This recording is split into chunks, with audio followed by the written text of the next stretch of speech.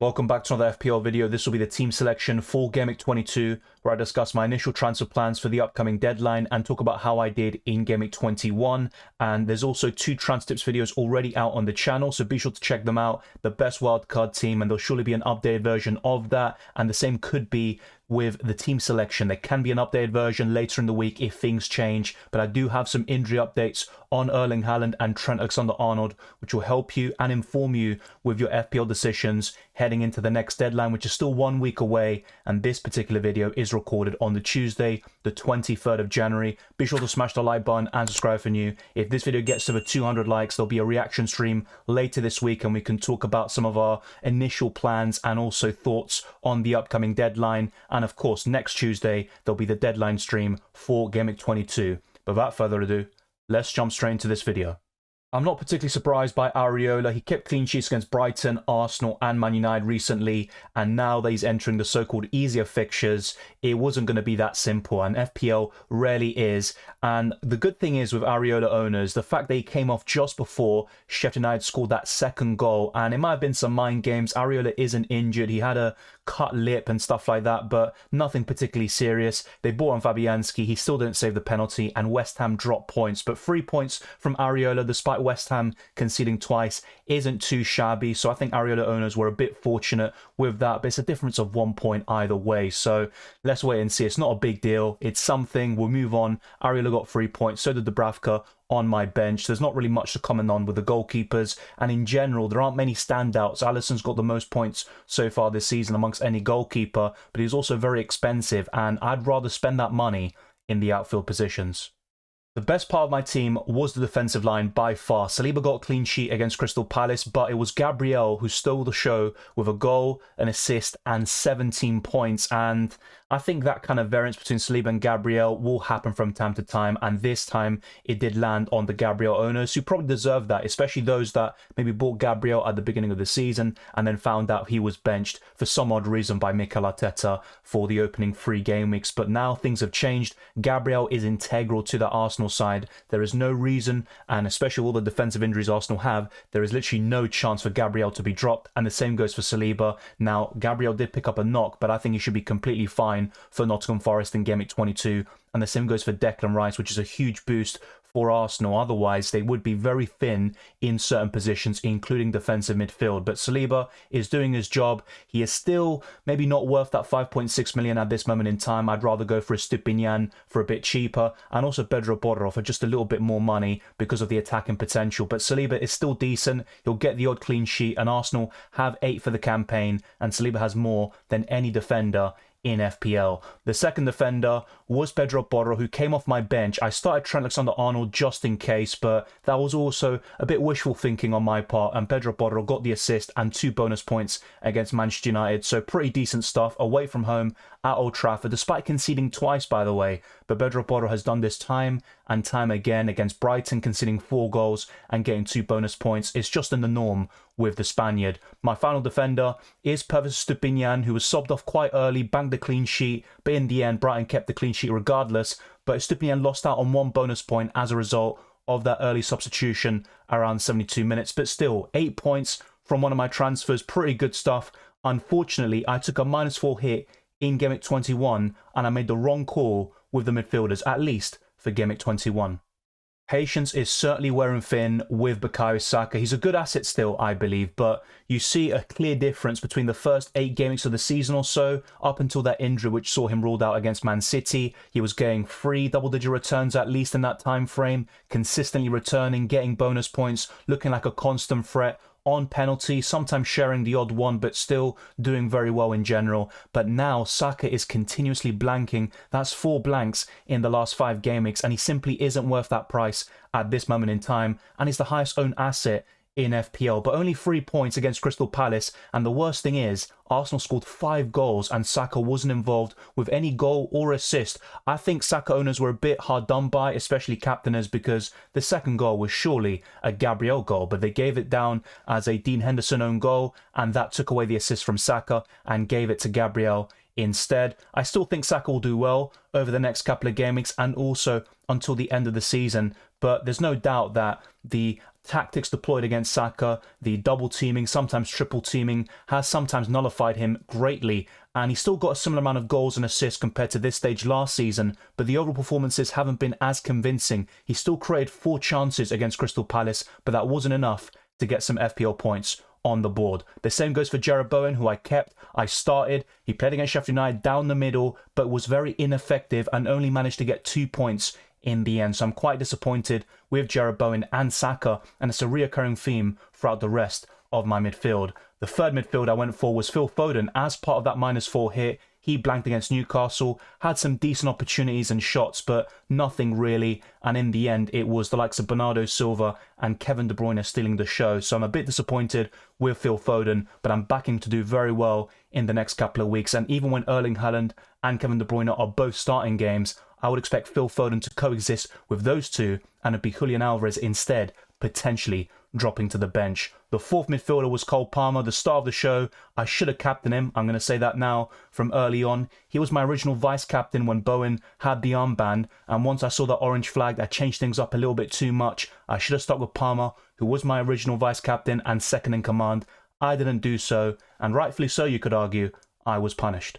Having said that, I believe there was an element of fortune with Palmer being booked and still getting a double-digit return, and also the penalty, which inflated his score massively. Otherwise, you could be looking at a 2-pointer, and sometimes you need this luck or element of fortune in order to get the captaincy calls right, and also just to get those players in your team producing some massive returns like Palmer did. Now, my fifth midfielder is probably the biggest source of frustration, with Pascal Gross only producing a clean sheet point, and that's pretty much it. And it's a reoccurring theme throughout most of my midfield, and my main frustration is due to the fact that I could have gone for Richarlison or Diogo Jota. They were the two main alternatives compared to Gross, and the main reason why I opted for Gross was the long-term fixtures, which is a sea of green on the FDR, and also no blank game week in 26, whilst Liverpool are very likely to do so if they reach the Carabao Cup final after the game against Fulham tomorrow. And also Tottenham Hotspur could blank in Game Week 26 if Chelsea reach the Carabao Cup final, which they're still very likely to do despite being 1-0 down after the first leg against Middlesbrough. So let's wait and see how it all pans out. But so far in Game Week 21, that's a massive swing there between Gross and Diogo Jota in particular. A swing of 16 points, which would have been game-changing in Game Week 21 and almost certainly resulted in a green arrow.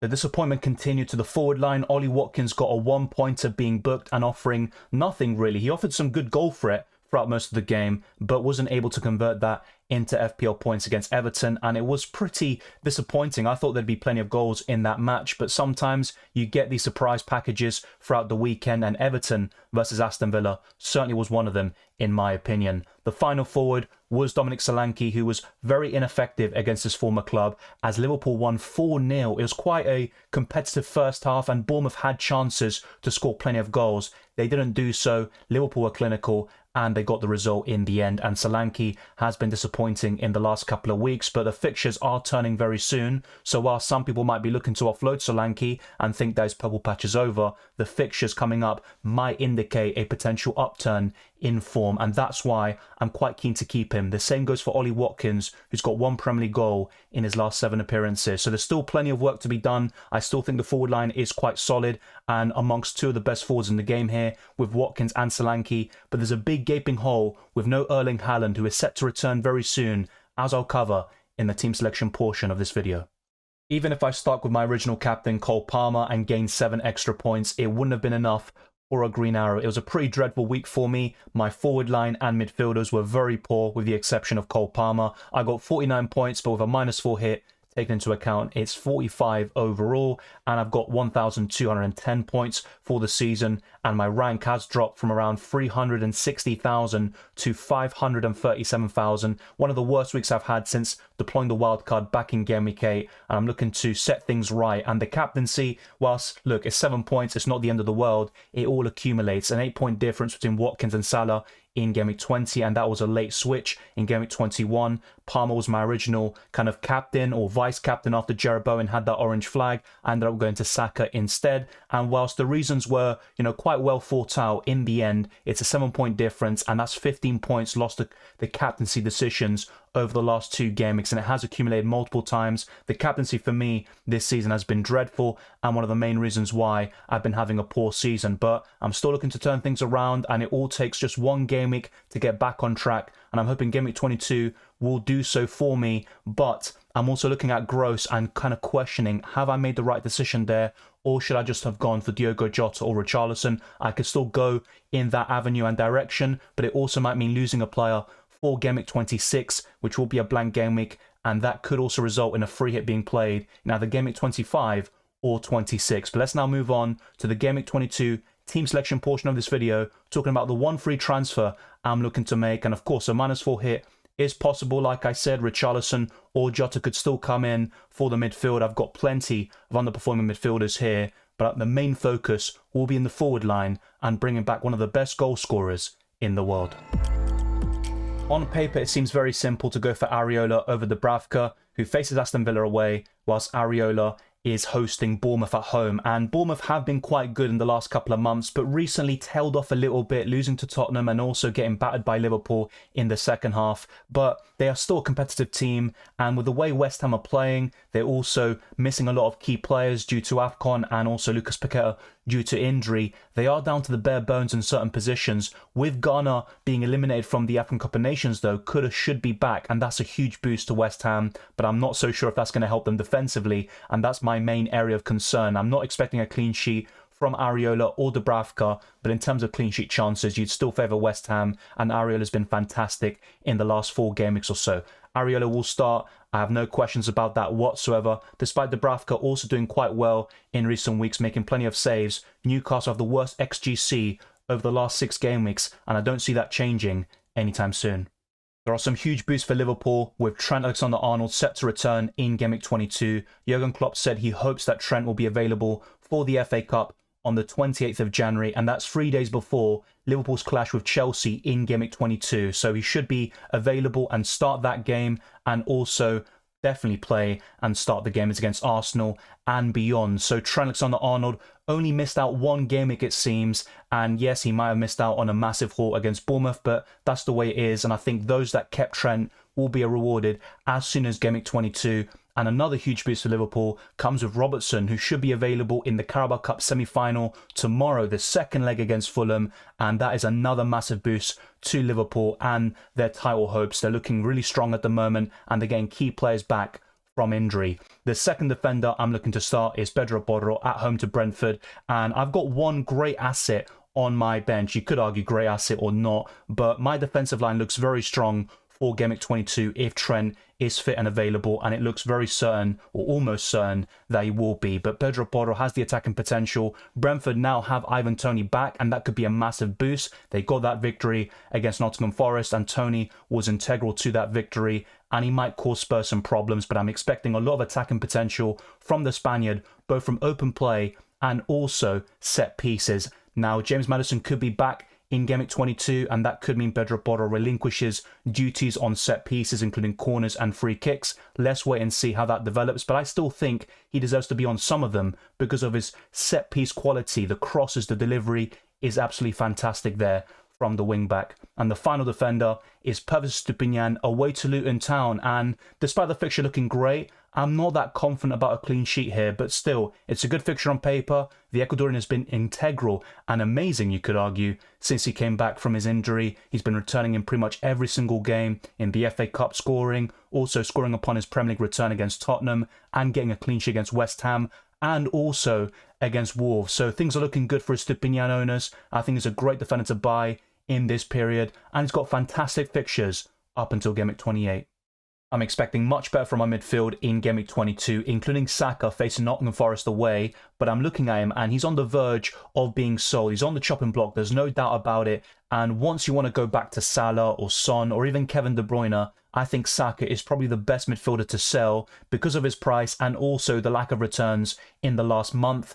it's just not been good enough from Saka. He's a quality player. I'm expecting him to improve. And if he gets some returns in the next couple of weeks, it might make that decision to sell him even more difficult. But right now, it wouldn't be a difficult decision whatsoever. So we need to get some returns from him at least before he makes way. The second midfielder is Jarrod Bowen facing Bournemouth at home. He could be a captaincy contender on paper, and some would argue Saka is as well, but I'm not too keen on either player for the captaincy right now. West Ham scored twice against Sheffield United, but Bowen wasn't involved at all. Maybe he was unlucky not to gain a penalty against Sheffield United towards the end of that match, but still, I didn't see enough from Bowen upon his return from injury. Let's wait and see what he can do against Bournemouth. I would expect him to do something, but maybe his ceiling won't be high enough to justify the armband on him. Only one double-digit return this season, which came against Brighton in the first couple of game weeks of the campaign. The third midfielder is Phil Foden at home to Burnley. I think he's probably the best captaincy option from my midfielders, but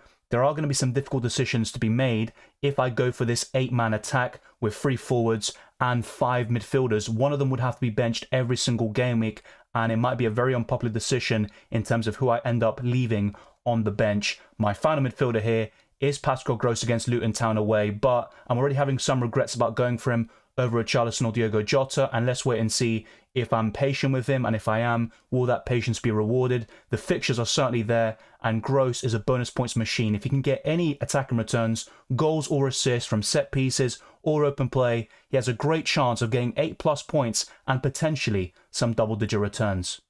Despite the lack of returns, I still think it's the best front three you can assemble in FPL, including Solanke. Facing West Ham away, there's a clash between Areola and Solanke. I'd be hoping for at least one return from one of those players, but with Solanke, the fixtures are great up until Game Week 32, and you could argue that if you want to buy Ivan Toney, the best time to do so would be Game Week 33 onwards, when Brentford have a great end to the season in terms of fixtures, and you can make that move with Solanke's fixtures going on a downward spiral around that time as well. So there's a lot of things to discuss. Ivan Toney has the most fixtures of any forward up until Game Week 29. He has a fixture in blank Game Week 29 against Burnley, a double Game Week in 25, but the fixtures for Toney over the next couple of weeks aren't great. I still think he's a buy, but I would rank Toney below Solanke at this moment in time. My second forward is Erling Haaland, and there is an update about him. He should be available to play against Burnley. He did train yesterday on the Monday, and he should be back very soon. He's feeling a lot better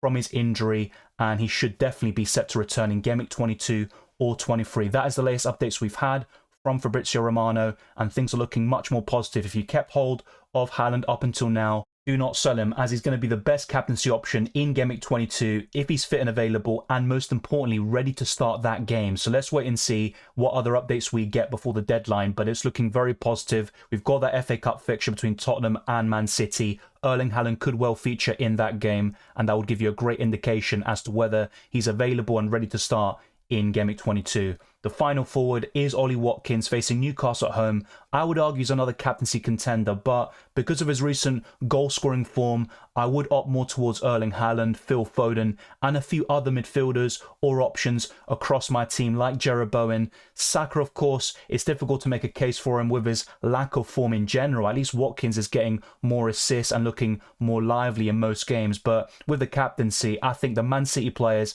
and Bowen look like the best options, at least amongst my 15-man squad. My bench is looking quite strong this week with the Dubravka away to Aston Villa, Cole Palmer away to Liverpool. He's first on my bench. Despite the difficulty of the fixture, it's very difficult to bench a player of that quality who has returned in every single big game he has played in so far this season against Arsenal, Chelsea, Man United, you name it, Man City. He has returned in all of those games. So it's very difficult to bench a player who's been so consistent throughout most of this campaign. Saliba is second on my bench, and they could produce some good returns there in Game Week 22. But then who do I bench? It's going to be a difficult one. If I go for this 8-man attack with 3 forwards and 5 midfielders, I'm going to have these benching headaches every single week, and I'm not a big fan of them. I typically like having one budget option and focusing all of the funds on those that start week in, week out, and just being patient and showing consistency with my starting 11. But in terms of the captaincy, if Erling Haaland's available, there is no doubt in my mind he will get the armband, and Phil Foden would be my vice. Typically, I don't recommend captaining and vice-captaining players of the same team just in case a game gets postponed, but I'm not really thinking of that possibility right now, and I'm not a big fan of the alternatives. I think the most likely after these two would be Bowen, Watkins, and Saka in that order. So that's the top 5 captaincy choices in order in terms of my 15-man squad. Let me know your thoughts down in the comment section below. Who would you start Palmer over? That would be a key question, and maybe even Saliba as well, as Arsenal would have a better chance on paper to keep a clean sheet compared to Brighton or Tottenham Hotspur in Game Week 22. But I'm favouring the attacking potential of Trent, Pedro Porro, and Estupiñán, and I'm very happy with the starting 11. Not so happy though with those on my bench. In these situations where you're a bit unsure about what to do with your bench and also the captaincy, Drafthound is very useful. There's a link in the description below and also in the pinned comment. Be sure to use my link and try out Drafthound. You can see all the tools as a pro pay-tier member for only £2 per week. So put in £2, try it out, and if you like it, you can continue using it. I've been using this resource since the summer, and it's been a great tool. I've been enjoying FPL even more as a result. If we look at the optimization tool, this green icon, you can see the captaincy shifting and also the bench order. So without using any transfers, it would have Dubravka, Archer, Trent and Lascelles on my bench, but once Trent is expected to start and in the predicted lineup, which is updated every single day, he would probably come into the starting 11, and then we'll see how things turn out. But Foden gets the armband with Saka getting the vice captaincy, and we can very easily put Erling Haaland in and change things up a little bit. So if I add in Erling Haaland, now he's not currently expected to start, and that's why he's got 0 expected points. This will certainly change before the Game Week 22 deadline. So if I put in Haaland for Archer, we'll wait and see how things develop over the week, and maybe in the next team selection video you'll see the difference between the predicted points now and also later in the week when I upload that future video. You can also see the fixture analysis. Man City are top for the next 5 game weeks in terms of chance of scoring over 2 goals, so the attacking potential is certainly there. Liverpool, Arsenal, Newcastle and Tottenham complete the top 5, and there are many other tools to check out, such as the player comparison, Foden versus Jota, and I'm still a bit, hard done by, or I feel hard done by not going for Jota, but that is certainly my fault. And you can also see the predicted lineups, which are updated daily. So be sure to check out Drafthound, and in a few days' time, you'll see a very accurate starting 11 prediction. Of course, not everything is going to be right, but they get the vast majority of starting 11s spot on, and the key players are certainly accounted for, whether they have injuries or whether they're just coming back. All of that is taken into account with Drafthound, so be sure to check it out, and you can try out all these different tools for only £2. The link is in the description below and in the pinned comment. Let's now head over to fpl.team and visualize my potential squad in Game Week 23.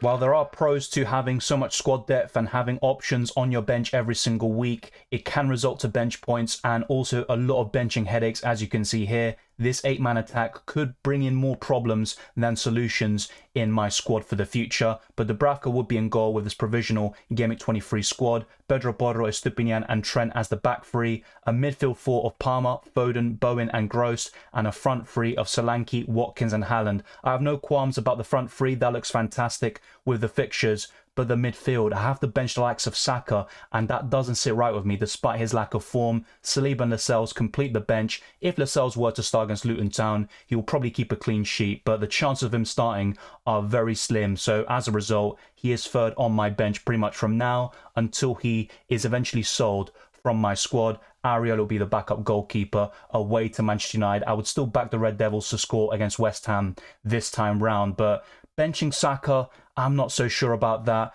Maybe with his recent form, it could be a blessing in disguise, but this is a provisional Game Week 23 squad, and the captaincy would probably be between Haaland, Foden, Palmer, and maybe one of the forwards like Solanke or Ollie Watkins. Let me know your thoughts down in the comment section below. But first off, the main focus is on Game Week 22, which I've covered in this video, and I'm looking very likely to get in Erling Haaland for Cameron Archer as part of a free transfer, and I'd still have around 0.3 million left over in terms of squad value and money in the bank. Thank you very much for watching this video. If you enjoyed it or found it useful, then be sure to smash the like button and subscribe for new. Let's try to get this video to the 200 likes, and let's keep on pushing towards 23k subscribers and beyond. You can follow me on Twitter and Instagram, DylanRCM, and check all the links in the description below for the Patreon. Championships Discord server, the FPL League, and Drafthound. There's also a link in the pinned comment, as I discussed a few minutes ago. I wish you all the best of luck for Game Week 22 and the rest of the season, and I'll see you next time.